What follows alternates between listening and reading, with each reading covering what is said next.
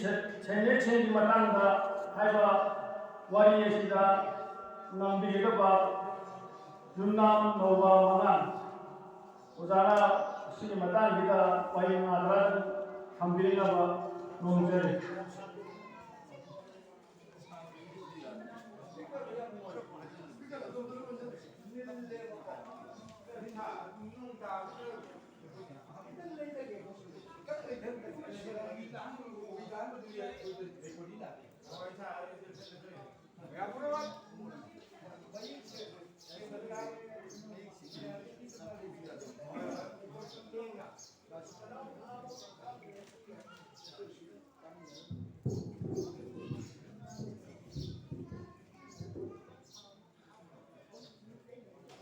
Masih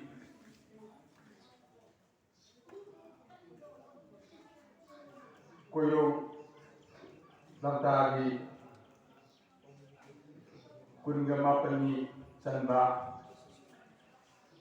doidam lamtari na doidam sadibu na tarau doi panda yai paraba Trai Thoi Panda Yai Paraba Kumpham Asida London Yuri Bangkoba Mafam Asida Lainan Bumogi Maitraga Kundoi Suba Lai Kundi Lalu Mifam Asi Asigi Maya Tambal Viva Amadi Taman the Lenson Viva Umnumaku Tongan Nimpana Panjara Basu Pulapna in Nurutari Aduga Tabi Halaman My Gale Piper Tindiva Punama Yambano Puro Yapopuna, Masi Yaipa, Pomasida Takal, Kandana, Ada, Public Sari, Pomasida, Lation Vidana, and Viraba, the Vita Habita Punama, Pomasida, Pula, Tinvidana, Punama, Tinvidana, Masi Yaipa, Pomasida, Masana Yapomaruki, Masana is in the Pampo Chariba, Paurum, Asika Marina. Nanai pangil dalam lembaga samu dari lapar, mangan saya imam baru itena, yellow melihat matanda, sana menilai sih matanda, wahai kadang, pondok sebagai ayah bapa bahasa, nanai leha kaitan dalam tuan sendiri hayna, amuk hanai kau menurun sendiri. Kurunzaya popalain doyai pabano ngato ngkebano imu nuyakan napunamami mukoyum lain tawati gobar sida bayai lomoya mamle sahalba ye nungunta bu bhokoi sana mumphang terle terlai nei popoi buroya popo pobe popo sale sapoi mu jinguli law tawien nai lain tawoi nai namupong hanba Mukhoyen khotan dane khonjen phung nani na pok thokna khoya ya ko nungsi ka balai woni lamengandam mitai le ba ko ba yogi singro la pa ko sin na le ba mafam sida leje ba yum lai khan ta ba yum jaw ka ma pam gi manung da Yumlai Kuan Yan Lay Mitai Ko Irupna Ngasi Yumpung Pudi Maka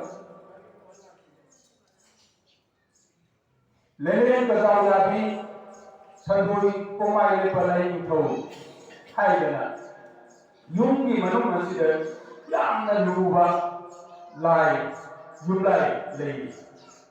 Asigum Laba Yumlai Ase Kana lagi, yek salai dugi, sabai dugi, ariba, ibu, lai harta tegi, sorari bisa tahu dengan lai ba, sorari lemberi di mapari, ibu dompak hamba, Budok pa khandal masa taret ado kumalwa mga mayang kawa ng sarang isang kebahidra laingan mo ni sapok ng mayek plan kami ado lamay nitay lepa haywa mapam masidadi mga luwag kuman among mayang kawa ng sarang isang ke mana di besi Naya bang puri kanan ini masa mana itu iba itu pakai bagi masa i asyeng ba midai bagi sagi pibagi adu kono masa no dasi i mangrawa sapok diawi kumarwa mana mo iran khaba ngam sarang isang ke di mapari ngomong sing ye mana belum ngebayade butuh pak mana herem ini anak sapok Baik kan itu kami. Asyik mereka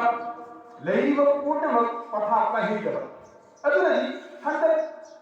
yuda kama pergi. Midai lain kau pun sambil sampai sudah kau berjalan masa manai. Ye salai adugi, sadai adugi. Ariba tiba adunan lak tiba.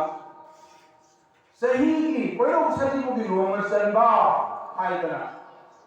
Haiba numike konsepti mahuba haibase masida sanamai sinsai thaba haidana sagai tibadu tawe haiba sagai tibadu tawriba dugulaba sanamai gi luba manungda leibado sanamai ko ba mitto uba leitaba masakko naidaba sanamai adunakke adugi luba manungda Tanamai sabdam lagiba senjenga hakkana mitegi yen houmaye lai ko dhanno yang tan pancham haidana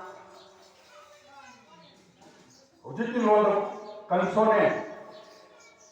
boyel dana ujiti londa boyel dana om ara irari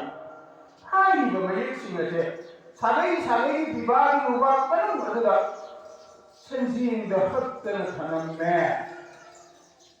kana hai di sini masan pan manipur pan kawan kun pan ba lepa ko pun miti mabung par ko kumpang no alam dai pun mari ga minit pun pan sekoni pun pan cepat mata ki kasar da bibo lai sang da mengambil ni nawain sarida Taibang pau tiba laingan bungo pundai mabubu na pundai ne kaya kong pundai na pundai ko lomba hari bungo se machi puno hai ni pau nere hari bungo na hai ba mitai sagai ai bagi lomba menunda mitai ye lo mai ti te leng de le ye hojit matam lei masa manai sing Kalau kita ipai pugi, yang orang kalau ipai pu kalau, hai keselai mana hayam. Malu isi dia pengado, apa pugi masa mana ibu iba, sampai di desa nama itu,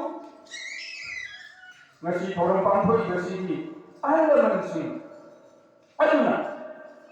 Mitai lebar ki cari piwagi. Lupa menunggu lagi waktu tu nama lain siapa do, madu, kau sedih mungkin nomor senda sana mahi sing saya thaba hai besi, sing saya thadana kunjagi ida korban macam macam iru jalur bagi macam tekok tanah kamen bagi mikuk lalang itu dah tham meharega nanai ehakse, apa pun senang loyo ina, kamera nak capture harega. Hai bamai sing ado with negative National Archives ka thari National Archives ka thaba matamda lokta ki phamba bronze da harpa senjing da harpa yellow me ama sabit to bade yawe adu gumnaga yellow me ado yetin to bi National Archives na Kaya hai apa ꯑꯄꯣꯛꯄ ꯃꯔꯨꯞꯅ ꯑꯩꯈꯣꯏꯅ ꯄꯣꯔꯛꯏꯕ ꯄꯣꯠ ꯑꯁꯤꯗꯤ national ꯑꯥꯔꯀꯥꯏꯚꯁ ꯑꯩꯈꯣꯏꯅ ꯃꯤꯇꯩꯈꯣꯏꯒꯤ ꯌꯨꯝꯐꯝꯗ ꯆꯪꯉꯒ ꯊꯤꯒꯗꯕꯅꯤ ꯑꯗꯨꯕꯨ ꯂꯥꯏꯕꯛ ꯐꯗꯅ ꯂꯥꯏꯒꯤ ꯃꯆꯥ ꯃꯁꯨ ꯑꯣꯏꯗꯅ ꯅꯈꯣꯏꯅ ꯑꯩꯈꯣꯏꯗ ꯁꯤꯟꯅꯕꯤꯔꯦ ꯑꯩꯈꯣꯏꯒꯤ ꯈꯨꯠꯇ ꯌꯧꯔꯛꯑꯕꯅꯤꯅ ꯍꯧꯖꯤꯛꯇꯤ ꯗꯦꯇꯤꯡ ꯇꯧꯔꯦ ꯌꯤꯁꯨ ꯈ꯭ꯔꯤꯁꯅ ꯄꯣꯛꯇ꯭ꯔꯤꯉꯩ ꯆꯍꯤ 2,000 ꯆꯍꯤ 50ꯒꯤ ꯃꯃꯥꯡꯗ ꯂꯩꯔꯝꯂꯕ ꯑꯗꯨꯒꯨꯝꯂꯕ ꯁꯅꯥꯃꯍꯤ ꯂꯥꯏꯁꯦꯜꯅꯦ ꯅꯈꯣꯏ ꯃꯤꯇꯩ ꯍꯥꯏꯕꯁꯦ मालेमदा फाइनली लीरब अइबा मी कानु हाइबदो ओइरे हाइबसे नेशनल आर्काइव्स की डायरेक्टर मसांगना कोटा लमांगदों कोटा लवार कोटा लापीदना हाइबा कोटा से पाउडम्पी की मधुदली 2005 एक 2005 April 29 da haiba ibema mite nimon masa bamon nimoni ibema nauti sorry mahanga lamang dongi adugum laba tera kona sigi khamding lai budongda athi bot kataga haiba dai se lauthokpi any school college da tambaya ba adum laba mitegi yeho mai ni haina lauthokpi adu ai koi apogi masa manai punamak lai soni sei saktana lai ba maya katana kon ki mani aduda ai koi mayam punamak lai gele pa ni thi mapugi mangana ngan khre haba maya katpagi sei saktana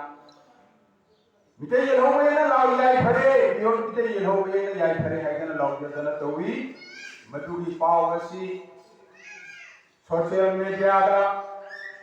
press club का high report से लाउ थोक किन्हें ना बाहर ने निफम पम थोक की बता लम्दम मसीदी याई फरे ना तो खन्नी बा अदुगुम लबा या वो लोग खरना मिटे ये लोग ये की मरमदा मये की मरद वांगा बे यारो हाइदना सही तरह थी जल्दी थी तो कया दलाई बक्ति कबा मधुदेवी अपो को मरुना मतम संगना तैनेरी वो या कर पोकत थांगतुना येरो में को कंजर को नुमी अदुदेवी येरो में के नुमी ताबा ऐकोई उजिति सूर्य ग्रहण चंद्र ग्रहण का कहाइबा ग्रहण लापड़ी अदमायन मिटे येलो में से उमजंदना थंबी रे अदुगुमला रोवदना उमजंदना थंबी की बलो मतन हेरे नसी याई फरम कुंफो मसिदगी सरोई खांतो पिरो थादो पिरो ऐकोई से अमतन मालेंदा मिटे को बगिरु नेशन अमा कुमरुआ मंगा अमो वेला खामा सरांग इसांग खेल ये तेरे की कमला तेरे सबे सोवरेन कंट्री है वो सब तक रहे है वैसे अहन अपो कुमरु की अहन मनसिनी याथन मदो नना इहांग नसी मफम मसिदा लाउथोक चेरी फाइटराना नना इहांग के दिवस में दिवसान तो पुनः नापी गई तेंबा पुई पुरोय अपो पुनसु थौजान बिदुना मखोई की मसाला अखोई मिटई ही अपो को मरुना तौलीबा मिटई मरुना तौलीबा मिटई ये रहुमे इदमत तौलीबा से अखोई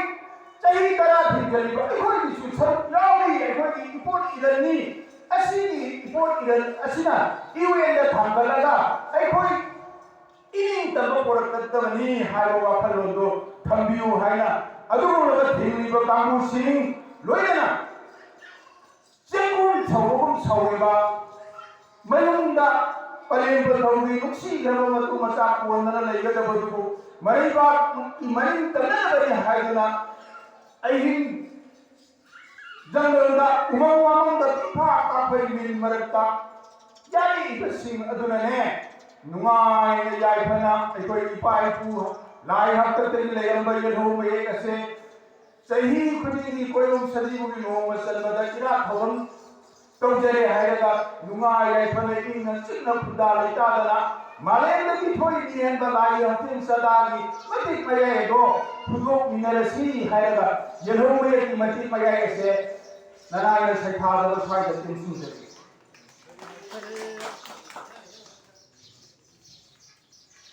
Thagatsari khoi wadana mayek chungna yelhome ki matanga hambiramba haningai dina ampal thagatsari